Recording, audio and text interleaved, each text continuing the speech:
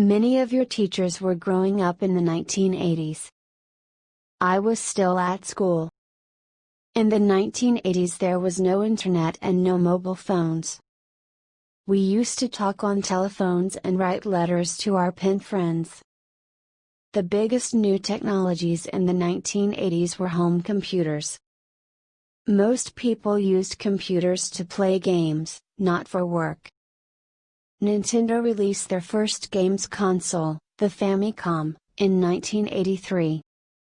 The most popular superstars in the 1980s were Madonna and Michael Jackson. Madonna is still singing today, but most young people do not know who she is.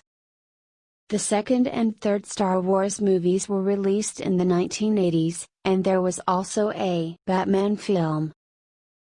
The biggest TV shows of the 1980s were American soap operas, Dallas and Dynasty. My favorite TV show of the 1980s was Starsky and Hutch. In 1981, Lady Diana and Prince Charles were married.